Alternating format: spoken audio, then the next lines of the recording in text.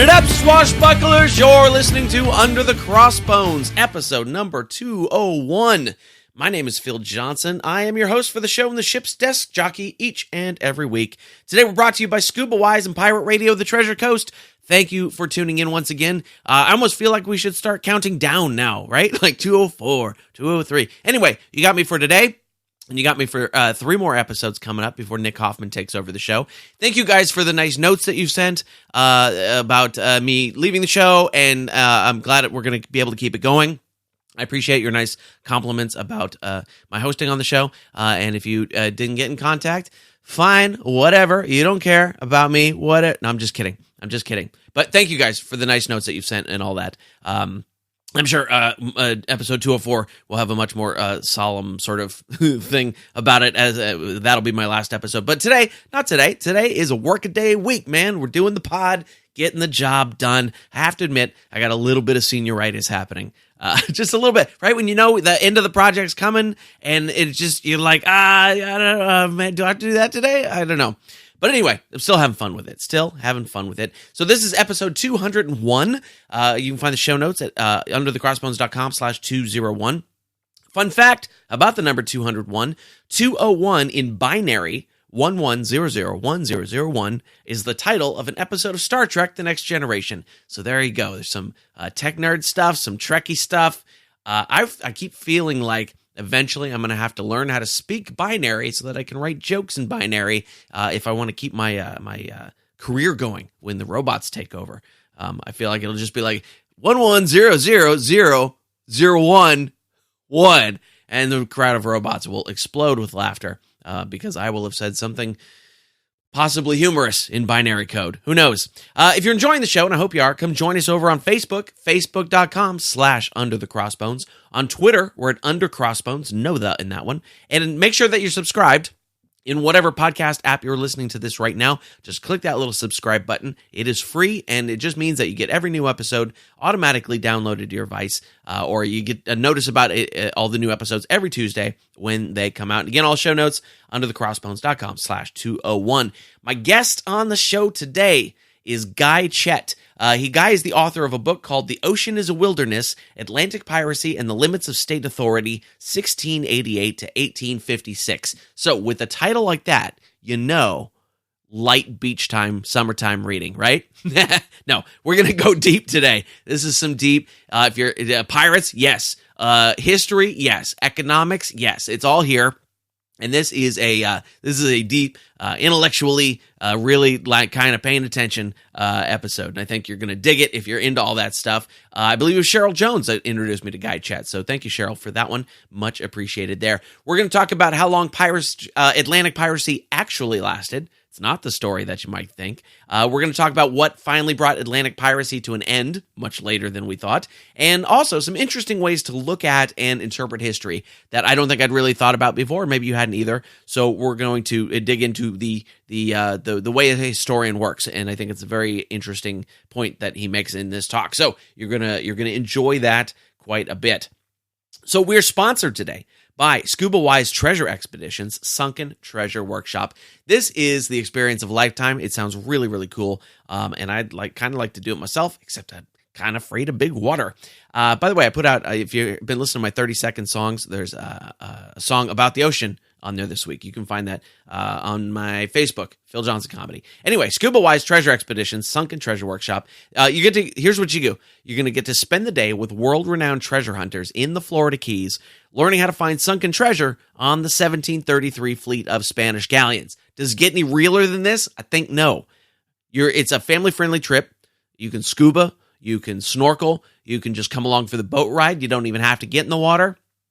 Oh boy, that would probably be me, just sitting on the boat. But get in the water. You should get in the water. I should get in the water. This is just me talking myself into it now. But you can just go for the boat ride if you want. You're going to explore real sunken Spanish galleons. You're going to see cannons, all sorts of good stuff. And your hosts are amazing. Captain Carl Fizz Fizmer, world-renowned treasure hunter, kind of the real-life Indiana Jones. He's going to be hosting you there. You heard him back on this show in episode 108. Captain Bradley Williamson, who you've seen on Expedition Unknown on the Travel Channel, is going to be there with you. You heard him on episode 181. And, of course, Dive Master Mark Littleton is going to be there. He's got 35 years experience recovering artifacts from ships like the Andrea Doria and the Pinta and all that kind of good stuff. These are real dudes who know what they're doing. And they're not going to just take you out there and float you on the water. This is not any sort of fluff cruise.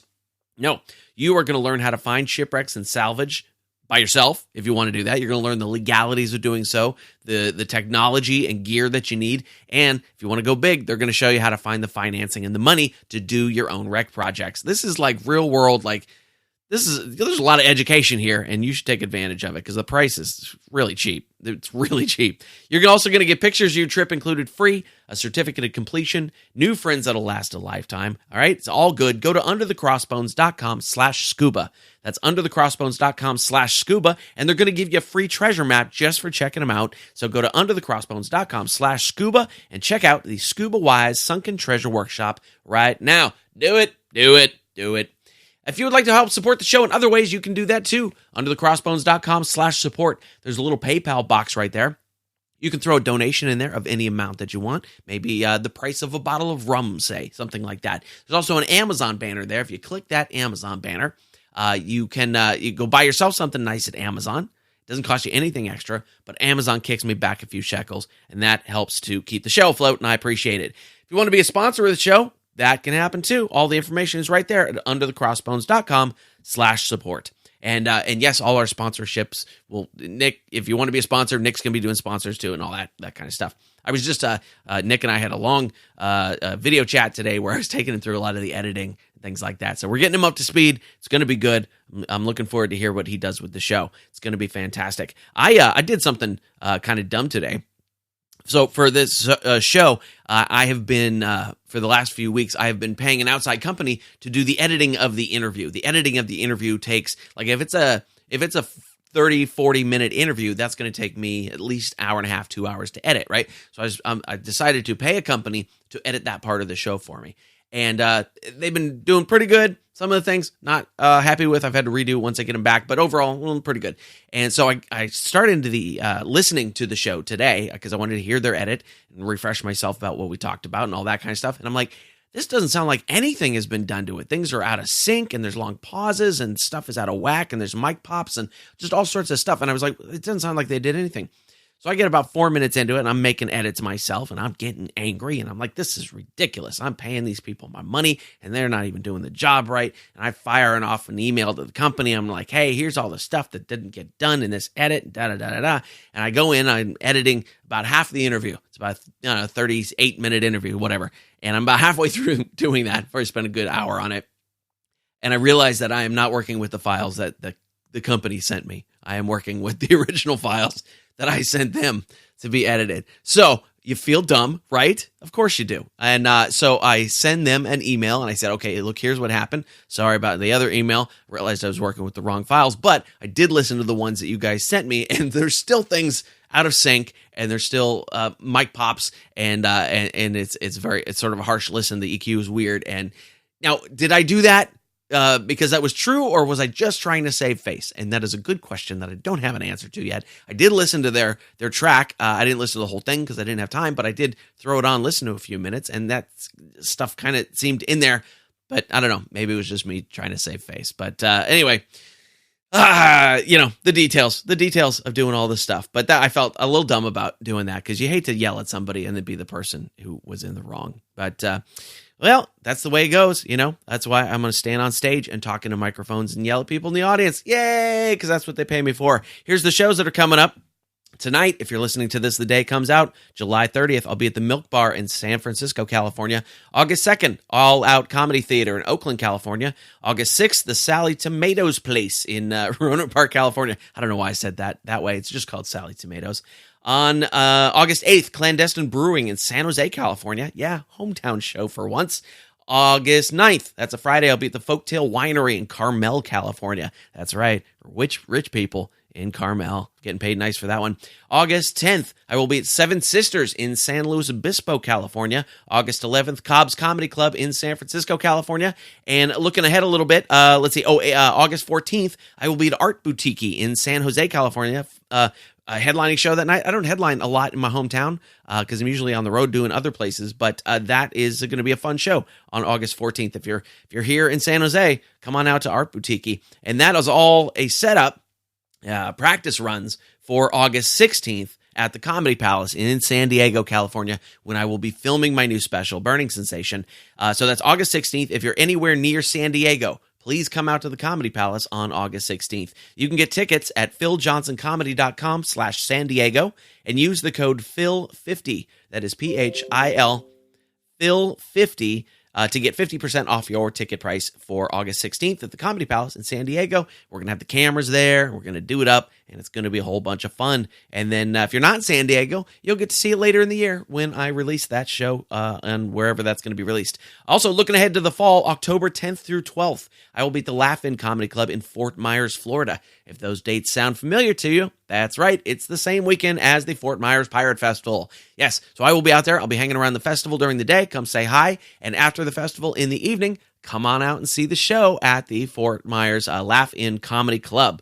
Cool? That's October 10 to 12th. Do it up. Come on out. See some jokes. It's going to be a blast. It's going to be good. All right, so let's get into my talk now with Guy Chet. So, like I said, we're going to go deep into Atlantic pirate history, why it did not end when we think it did. Woodes Rogers did not clean them all up necessarily, and what finally did sort of bring it to a close, and some different ways to look at history that I think are really, really interesting. Okay, so let's dig it. Let's get into it. Here he is, Guy Chet.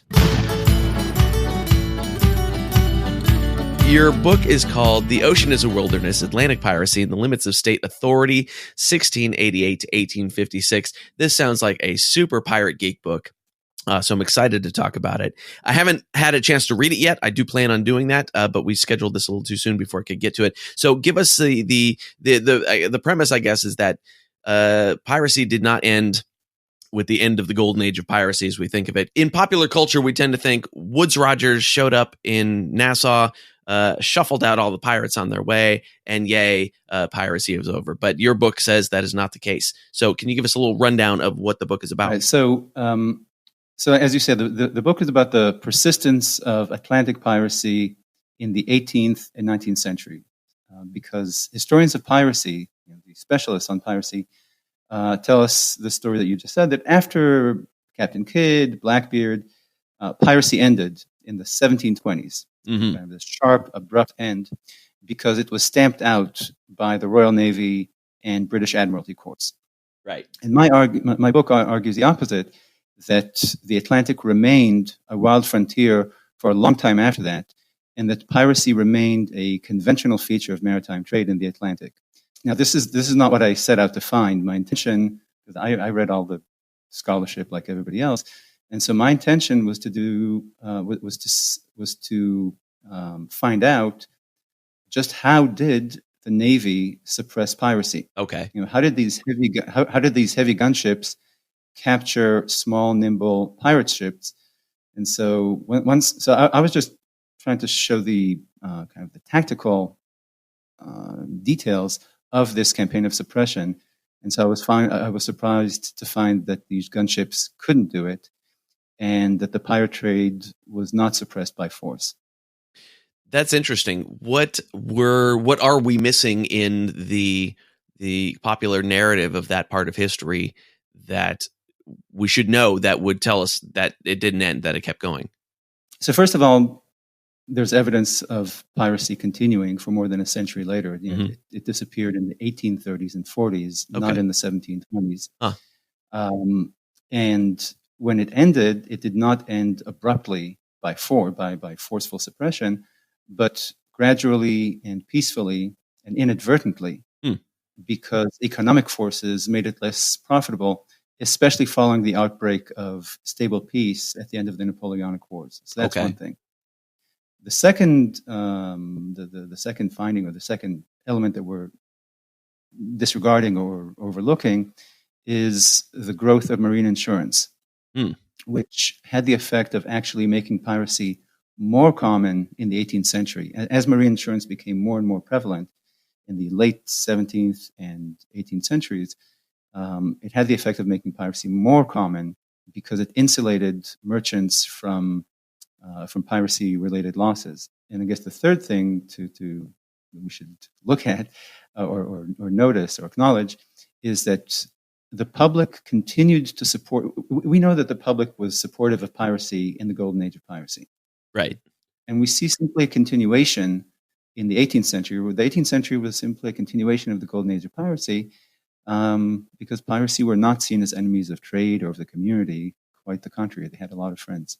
Yeah, the insurance thing definitely makes sense, because then at that point the pirates are like, well, the insurance companies will take care of it. And even the ship captains are like, the insurance companies will take care of it. So I can see where that is. Were you saying they have friends, they have allies well into the 1800s? What happened to those friends and allies that made it stop? Well, the friends and allies remained friends and allies. The proximate cause of the disappearance of piracy was that later on in the 19th century, for various economic reasons regarding to the nature of Atlantic trade or global trade, in fact, the issues in the Indian Ocean, or developments in the Indian Ocean and in the Atlantic Ocean, made contraband less profitable. Oh, okay. So basically, when you look at the 16th, 17th, and 18th century, what you had was a period of constant war. Uh-huh. And these conditions of constant warfare created economic conditions and wartime tax policies. You had governments in constant need of money. And so these wars created economic conditions and tax policies that encouraged piracy and smuggling. Piracy and smuggling are sister trades. Everything that's pirated is smuggled in. Sure. And so when you have a high demand for goods, as you always do in war, and high import tariffs, which again you often have in times of war, it allows pirates and smugglers to prosper and multiply. By contrast, and that was the case throughout the golden age of piracy, through the 18th century, through the wars of the French Revolution and Napoleon.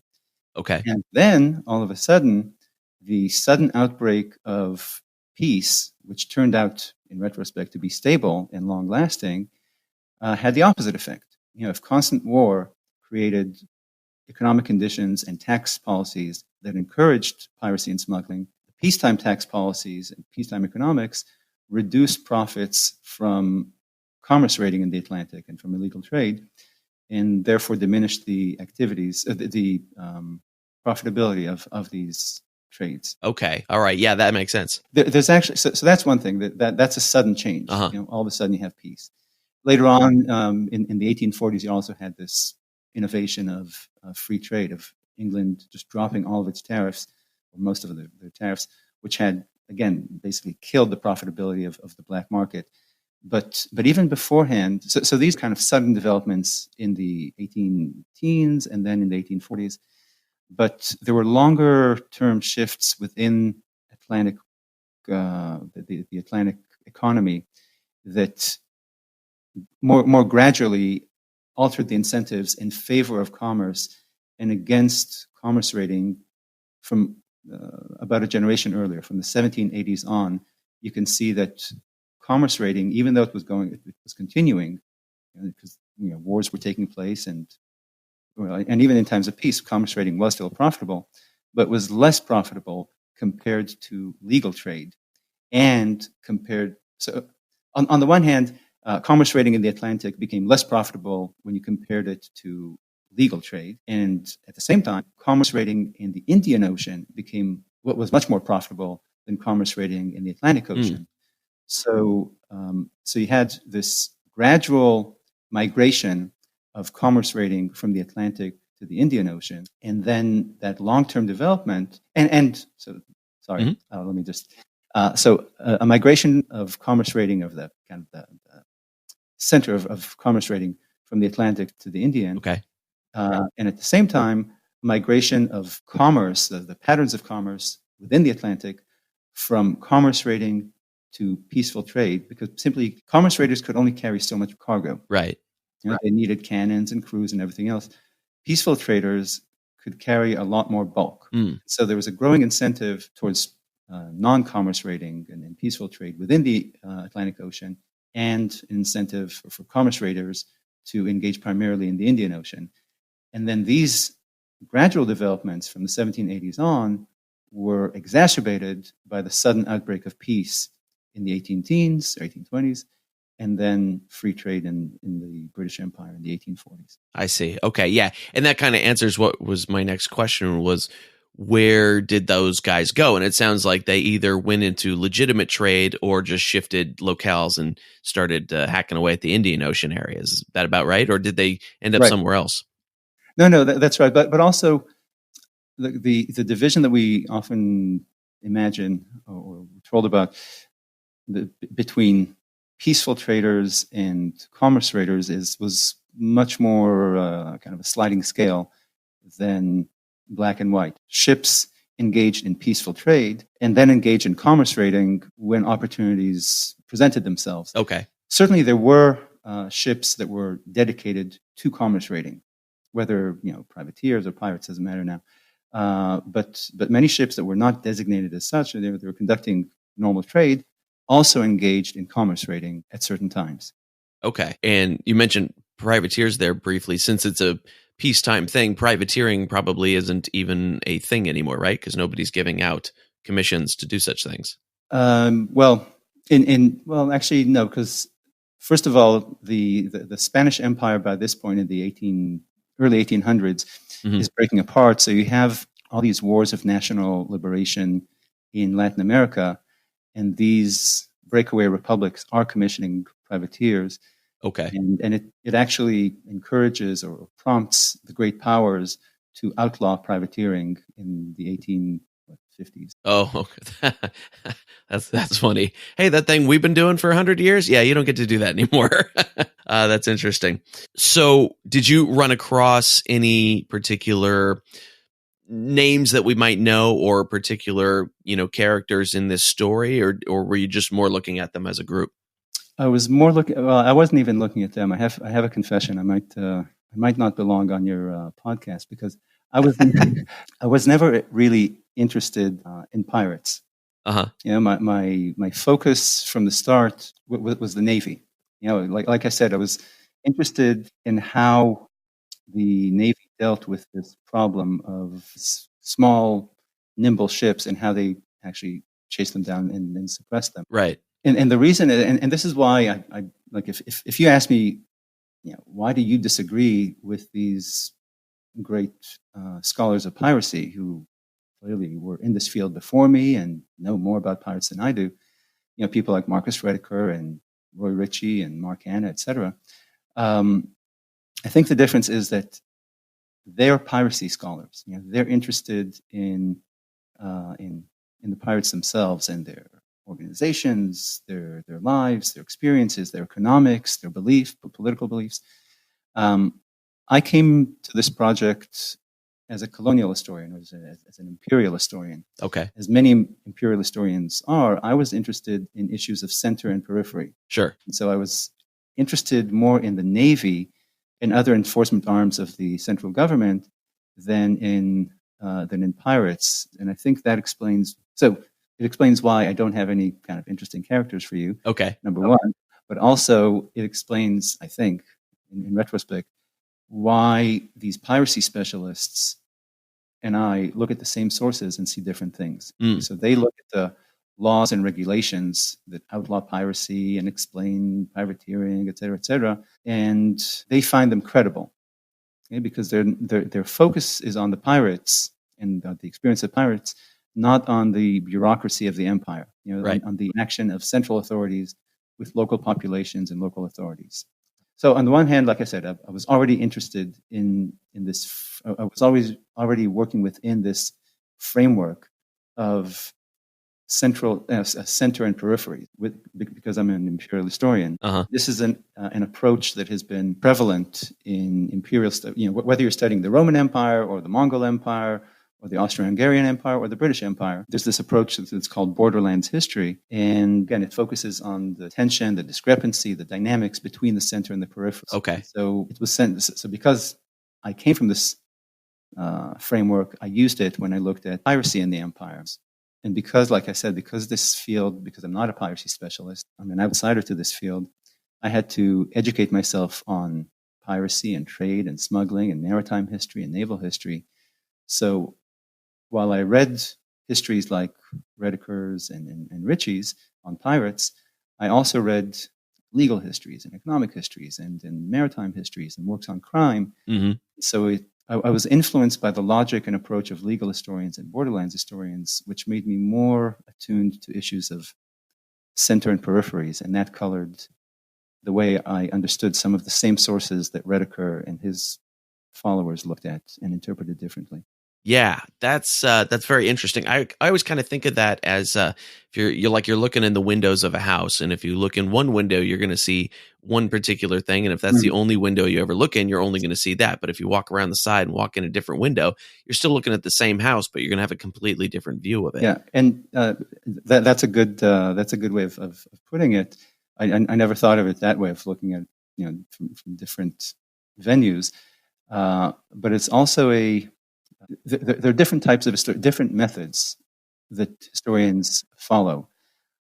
Some of us, the approach we follow is that we follow the lead of we look at the people that we study, the culture that we're studying, in this case, 18th century British Empire.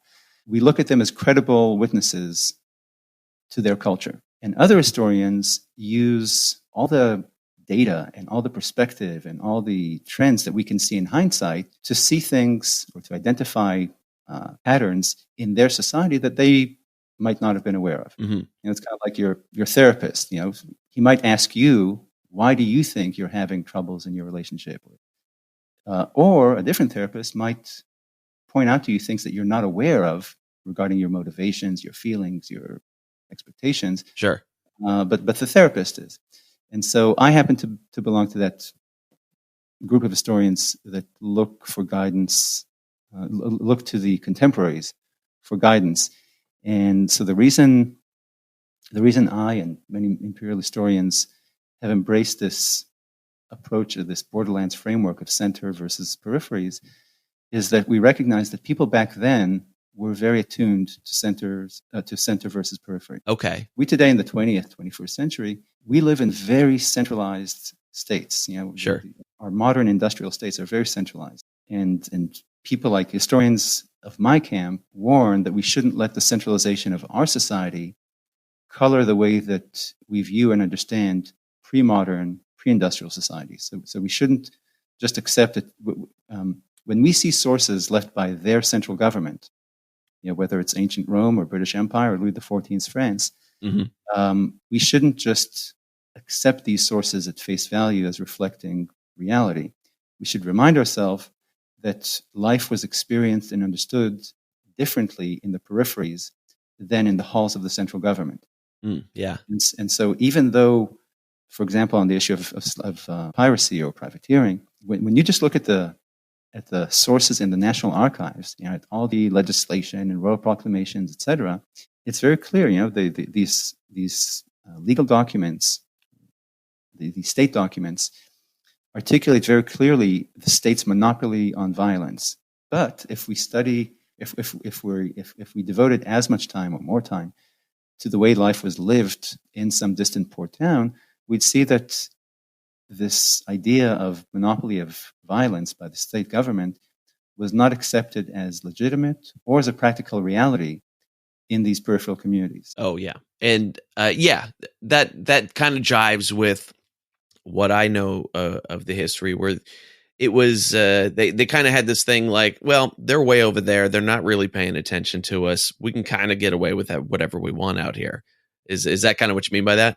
Well, I think that suggests, it's right in terms of the practice of it, but it assumes, it presents the law as coming first, but hey, we can get away from things, we can get away with less. When in fact, I think it was the reverse, that reality came first. It was long-standing custom that landed governments did not have any jurisdiction beyond the shore. Okay. The sea was open. distant ports managed themselves. The national authority was simply not there. Mm-hmm. And so the result is that people just managed their lives and their commerce as they did. And then in the 18th century, and increasingly in the 17th, more so in the 18th, and more so in the 19th century, national governments made their presence felt in these distant communities and beyond the shore, and then deeper at sea. And so, the innovation, or the agent of change, was not these people in distant communities who were trying to get away with whatever they could, but rather the government that was taking activities, commercial activities in this case, that had always been for centuries. They were not criminal. They were done in the open. Pirates, smugglers, etc. These were not fringe criminal elements. Sure. They conducted their trade in the open. They were not considered as criminals by their neighbors and their friends and their local governments. But this new legislation turned activities that were commonplace and conventional into criminal activities. Oh, okay. So the way I would analogize it is looking at our own society. If you go through our law books at the registers of statutes and regulations, state or federal or municipal, you'll find many laws and regulations that list as crimes activities that people do every day. Mm-hmm. For example, I don't know if you're north or south, but in some jurisdictions up north, throwing snowballs at people is considered assault. Okay. In some municipalities. So the people who live there in those towns, if they know that on paper snowballs are technically illegal, or down south here, I'm in Texas, Uh-huh. there are some municipalities that don't allow kids to have lemonade stands without a commercial permit from the city. Okay, yeah. So maybe maybe people have heard about how lemonade stands are illegal or snowballs fights are illegal, but we all live in our society, and we know through daily life, we get the message that actually throwing a snowball or selling lemonade is not really a crime. Okay? Mm-hmm. Nobody that observes these laws about lemonade and snowballs. The lawbreakers are not thought of as criminals by their neighbors. They're not thought of as criminals by the cops, by the local government. So the funny thing is that if I today wrote a book about crime in America, I would be misleading my readers if I did not include this really crucial cultural context of daily life when I discuss the many laws on the books. If I just told my reader that this ancient, perfectly legal practice of kids selling lemonade on the street is a crime, I'd be asking my readers to accept as established law what all of us know is a legal novelty that nobody takes seriously, that is not even the cops, even the district attorney. Okay? So if I wrote that book today, I'd be laughed at or dismissed by my readers. However, that book will still be published 300 years from now. Uh-huh. And readers 300 years from now, just like we're reading a book or sources about the 18th century, readers in the 24th century, they might read my book and they might believe me.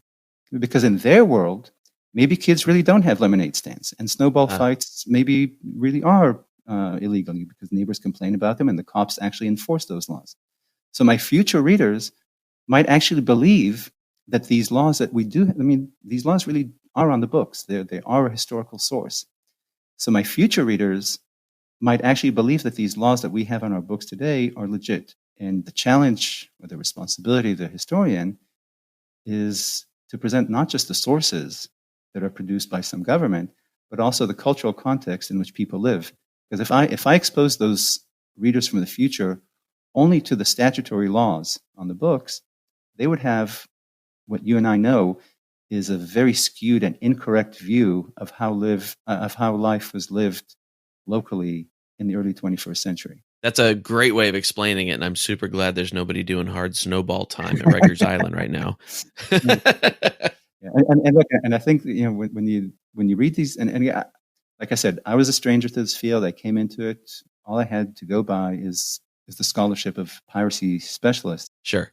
And I think what they've done to their readers with regard to the 18th century is exactly this. They've given us readers an inflated view of the power and credibility of the 18th century state. They quote statutes and royal proclamations and regulations delineating the criminality of piracy, wrecking, smuggling, trading with the enemy, et cetera, even though we know that, even in their books, they tell us that imperial officials were routinely complaining about how these practices were rampant in local communities. Okay? And so, and this is both in the New World and in the Old World, in England. Okay? So you have, on the one hand, these harsh laws and penalties stipulated on the books, but we have kind of this very broad societal illegality, and it calls to question, how could such a wide swath of the population been engaged in illegal activities? It might be that they didn't consider them illegal. Again, just going back to this, the lemonade and the snowballs, there are two explanations. Either we're all lawbreakers, or we don't consider these activities illegal, regardless of what the law books say. Okay, so that's the issue. I think the piracy scholarship, because it focuses on pirates rather than on this the interaction between imperial authority and local populations, they present the government's severe rhetoric and harsh laws against piracy and smuggling as evidence of actual suppression, when in fact, or when people like me would argue that we should read the laws not as evidence of suppression, but as evidence of frustration. Okay.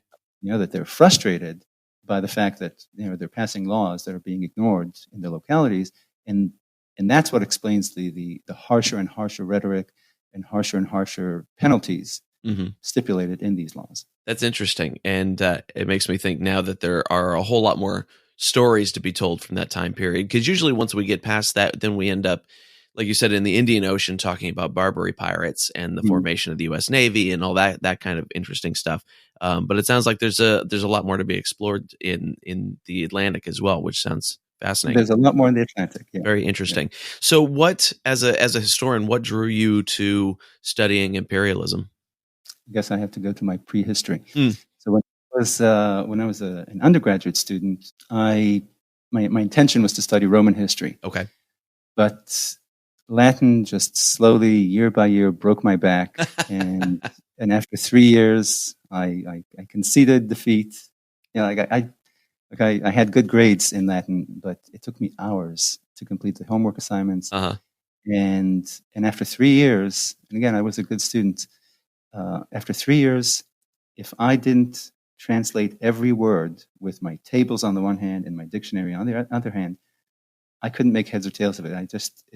I never developed, even though I could translate it eventually like a puzzle, I never developed a sense for the language. And so I realized I'll never be a Roman historian.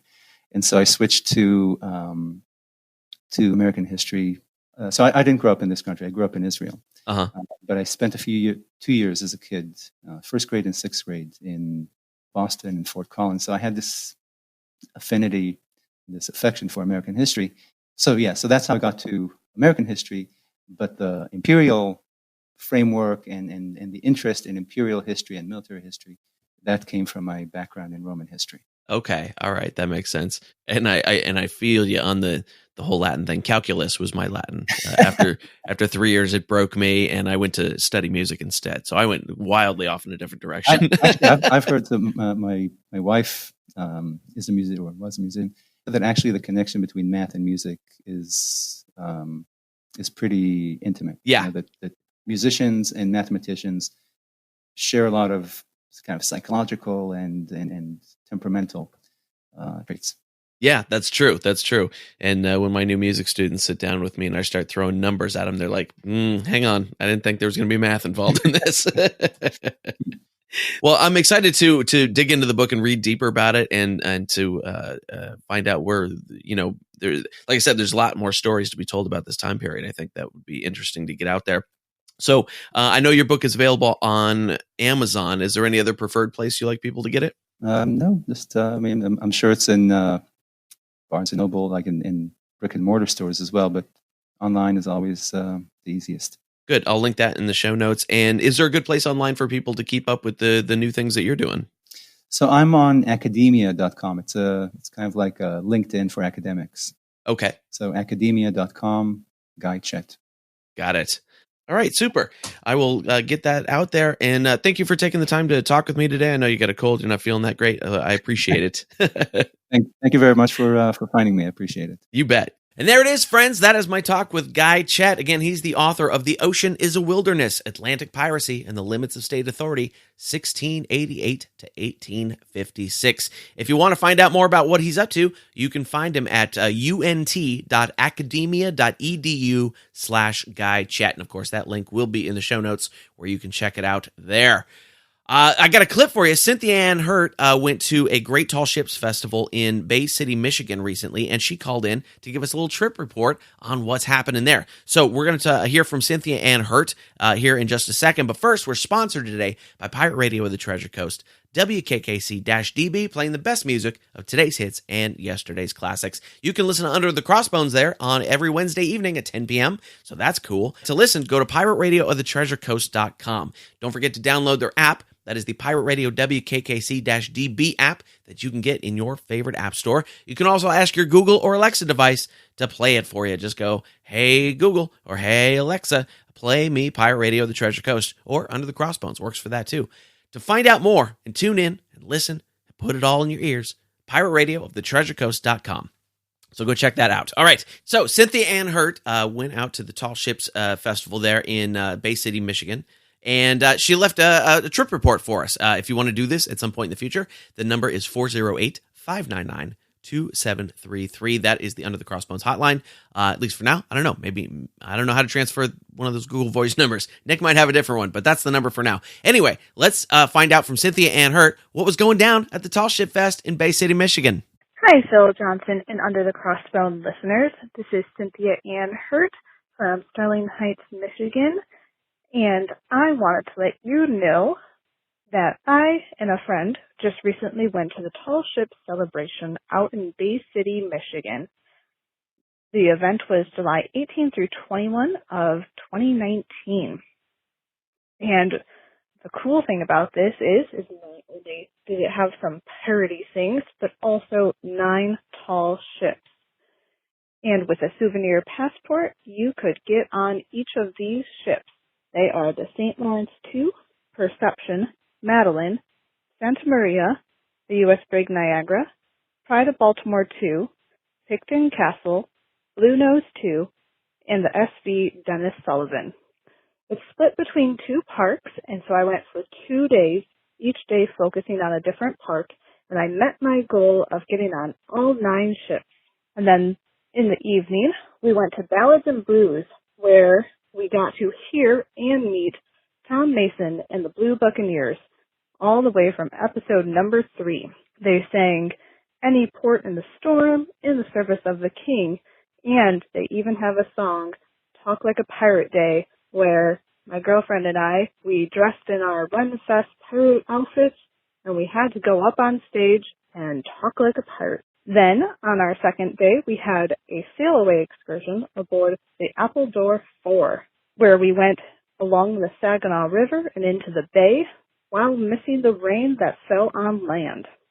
It was a great cruise. We even got to raise the mainsail and the jib. And then, in Art in the Park, we got to meet, for the 3rd time, because this is my 3rd time going to Tall Ship Celebration, Andrea Jones, who was featured in episode 13. She had her Hook and Jill saga books, where I purchased book number 3, Other Islands. And then to round out the festivities, there was the Ring of Steel troupe, where they had some, shiny weapons on display. They had some great shows, fencing and fire, and they even had some stuff for the kids, such as archery and games. All in all, it was a great trip, lots of fun, and I can't wait for it to come back in 3 years. And you'll be able to find me, Cynthia Ann Hurt, on Facebook at Cynthia Ann Hurt Author. And I look forward to more episodes to come. Smooth sailing. Take care. Thank you much, Cynthia. That was very cool to hear about that, the Big Tall Ship Festival in Bay City, Michigan, which I've heard is a very cool one. If you want to leave a trip report about something you've been doing, maybe you've been out to a festival, seen a cool pirate band, whatever it is, and you want to let us know about it and tell us a little story like Cynthia did, the number is 408 408-599-2733. Again, that's 408-599-2733. Here's the funny thing. I started mentioning this idea, I don't know, 2.5, 3 years ago, something like that, where I was like, hey, call in and tell us about your trip report. What did it? Nobody did it. Finally, somebody did it. I was excited to hear Cynthia Ann call in. That's great. So I would like to have you guys do that. I'm sure Nick would love to have you guys do that for further in the future of the show. So please do. If you've been out doing some cool pirate stuff, call and leave a trip report. We'll play it in the show. 408-599-2733. And that is our show for today, friends. Thank you very much for tuning in once again. I always appreciate it so much. If you want to find out more about Guy Chet, go to unt.academia.edu/Guy Chet. That link will be in your show notes, of course. And go pick up his book, The Ocean is a Wilderness. You can find it on Amazon or just, Google that title and it'll pop up somewhere. So The Ocean is a Wilderness. And very, boy, it was an amazing talk we had. It was very interesting talking with that guy. Coming up, you got 3 more shows with me. 3 more. And I like we're doing like a nice cross section of the last 4 years in these last few shows that I'm doing with you guys before Nick comes on. Next week, Musical Blades is going to be on the show. Yeah, I don't know how these guys didn't end up in the mix earlier, but they're finally going to be on the show. And the interview is absolute chaos. So fun. You guys are going to have a blast with it. So Musical Blades coming up next week. The week after that, we're going to talk some non-Golden Age piracy, another sort of aspect we've always hit on this show, with author Rich Cohen, who is the author of The Last Pirate of New York, which is a fantastic book. I'm going to have a couple giveaway copies, so we're going to do a contest. So hang in for that. Be sure to listen during that episode. I'll have a couple giveaway copies to raffle off. But if you haven't read it yet, do definitely look up The Last Pirate of New York. Fascinating book about... it's exactly what it says. It's about the last pirate of New York. I'm not even going to tell you about it because it's that cool. And then the week after that, Lou Hernandez, a.k.a. Cutthroat Cortez of Pirates Plunder, will be on the show, and he will be my final guest of the show. And I'm excited to share that one with you because he is the core of what the show is about. He is a pirate guy in the pirate community doing good things, doing charity work, and all that kind of stuff. So I think he's a perfect way for me to be exiting the show. And Nick will come in, and Nick hasn't told me who he's got in store yet for his opening episodes. I haven't found out yet, so I'll be surprised along with you guys, and it's going to be fantastic. And the show will continue to be amazing, and I hope you enjoy it as much as I will. Now I'll just get to listen to it, like in the car when I'm out going to a comedy gig. I'll listen to it just like you guys are. It'll be fun. All right, all the show notes for this episode, underthecrossbones.com/201, and I'll see you next week with Musical Blades.